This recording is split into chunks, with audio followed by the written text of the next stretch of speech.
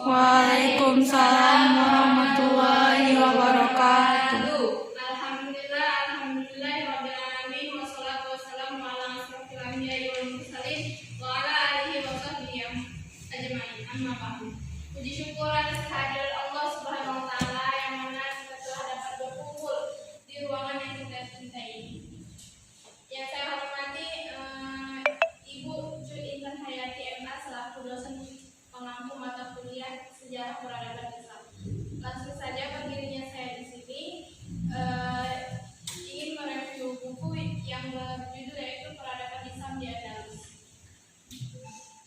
Jadi dari buku pertama yaitu Sejarah Islam Klasik, penulisnya Profesor Fernandes Haji Musyifah Sunanto, penerbitnya Prenada Media, tahun terbitnya 2007, tebal buku 287, PN-nya 1979 sampai 3465 sampai 06 sampai 9. Isinya yaitu buku ini menceritakan tentang perkembangan Islam di Andalus, bahwa pada masa Abbasiyah mempunyai kekuasaan serta penuh hanya pada periode 100 tahun pertama.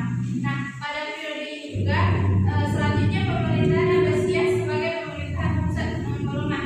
Dalam kondisi seperti itu, negara-negara provinsi berusaha untuk melepaskan diri dan mendirikan kekuatan baru menyaingi Abbasiyah, sehingga kota Baghdad tidak lagi menjadi kota satu-satunya kota internasional. Selanjutnya juga ibu kota negara-negara provinsi muncul menyaingi Baghdad.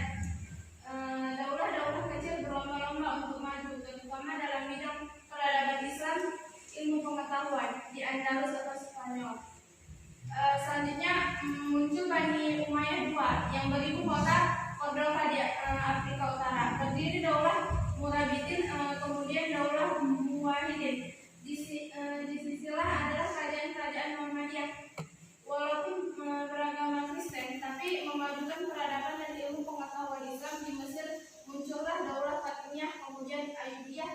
Di sebuah timur Baghdad terdiri Bani Ghazwaniyah. Kerajaan-kerajaan kecil ini pada masanya masing-masing ikut andil kemajuan ilmu pengetahuan dalam Islam. Selanjutnya ada pula yang A, yaitu Islam di Andalus. Wilayah Andalus yang biasa disebut Spanyol di ujung selatan benua Eropa masuk ke dalam kekuasaan dinasti Bani Umayyah semenjak Khalid bin Ziyad, bahwasanya Musa bin Nusayr gubernur Ghairowan mengalahkan pasukan Spanyol pemimpin Walid raja bangsa Gothim tahun 92 Hijriah sampai 711 Masehi. Kemudian kemenangan ini jadi awal bagi Khalid untuk menaklukkan kota lain di semenanjung Iberia atau Andalusia tanpa banyak kesulitan. Selanjutnya ada pula di sini penguasaan umat Islam terhadap Andalus dapat dibagi menjadi beberapa periode, yaitu periode pertama pada antara tahun 711 sampai 755 Masehi. Andalus diperintah oleh para wali yang diangkat oleh Khalifah Bani Umayyah yang berpusat di Damaskus. Pada periode ini juga secara politis belum stabil, masih berebutan kekuasaan antar elit penguasa atau masih adanya ancaman musuh Islam dari penguasa setempat. Nah, jadi masih dari periode pertama, yaitu mereka masih ricuh, mereka belum berdamai, mereka asing merebut kekuasaan tersebut. Selanjutnya ada pula di sini periode kedua, yaitu periode antara tahun 755 sampai 1013 Masehi. Pada tahun Andalus dikuasai oleh daulah Umayyah II. Periode ini dibagi dua, yaitu masa keimanan tahun 755 sampai 912. Masa ini juga dimulai ketika Abad Al-Dahir, seorang keturunan Bani Umayyah I yang berhasil menyelamatkan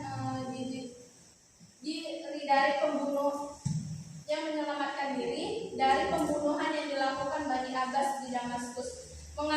Selanjutnya mereka juga mengambil kekuasaan di Andalus pada masa Amir Yusuf Al-Fir, ia kelanjutan Umayyah I di Damaskus. Selanjutnya pada yang kedua, yaitu masa Khalifah tahun 912 sampai 1013 Masehi. Ketika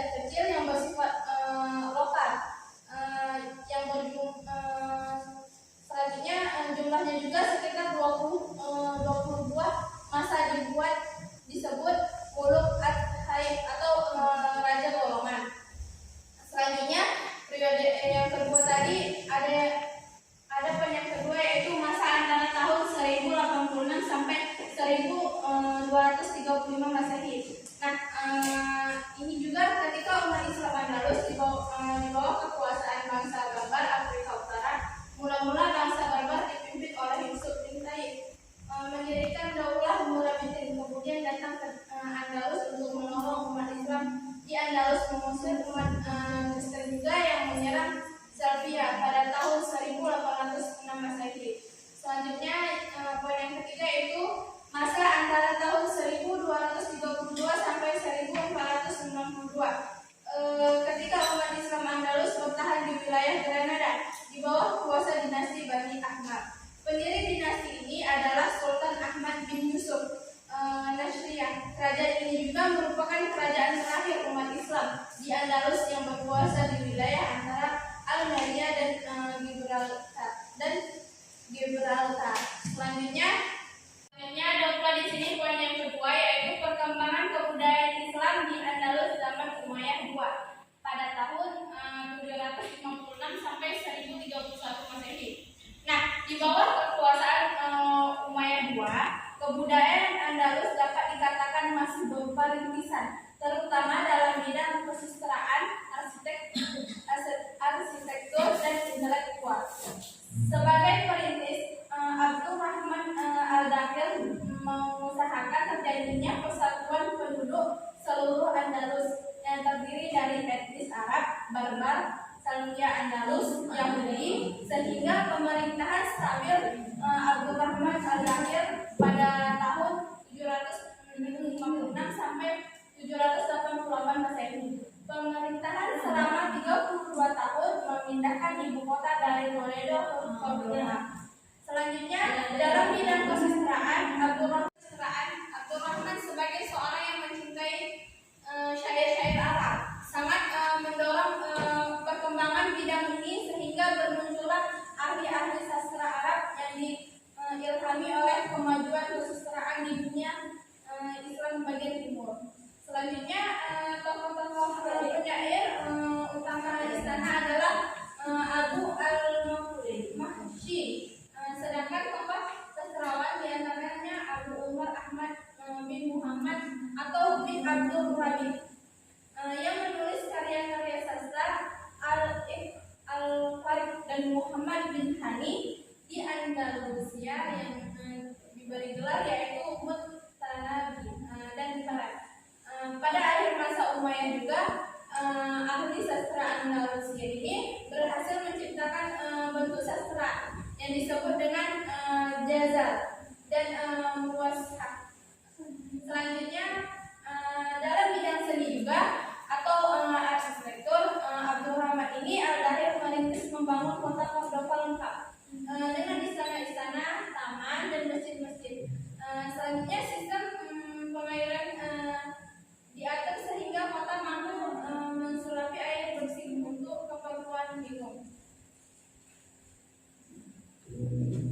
Jadi kelebihan dari buku ini yang penulisnya Profesor Dr. Haji Musyifah yaitu pembahasan tentang perkembangan kebudayaan Islam di Andalusia yang disampaikan oleh penulis sangat mudah dipahami. Selanjutnya pembahasannya disampaikan jelas tetapi tidak rinci. Dan penulis juga membagikan beberapa periode dan beberapa banyak persepsi. Namun dengan banyaknya periode dan judul inilah para pembaca tertarik untuk membaca perkembangan kebudayaan Islam di Andalusia itu. Selanjutnya kekurangannya yaitu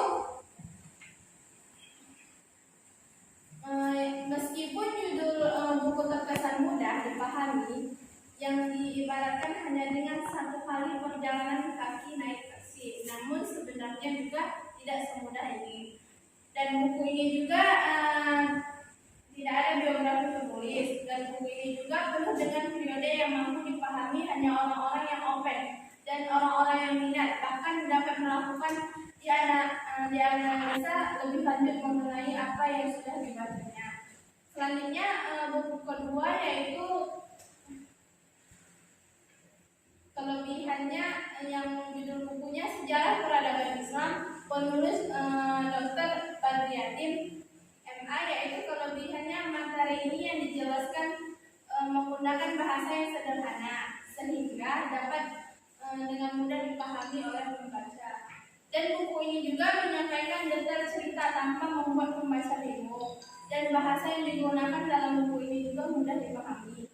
Selanjutnya kekurangan dari Badriatin tadi yaitu gambar yang sesuai sampul buku kurang menarik dan cenderung tidak berwarna, kurang menarik.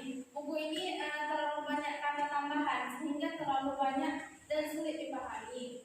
Dan buku ini juga akan tampak lebih sangat bermanfaat dan membantu. Tetapi untuk orang yang lebih senior, buku ini terkesan kebanyakan teori yang mungkin. Mungkin hanya ini aja yang dapat saya presentasikan. Kurang lebih saya mohon maaf. Wabillahi taufiq wal hidayah. Assalamualaikum warahmatullahi wabarakatuh. Waalaikumsalam.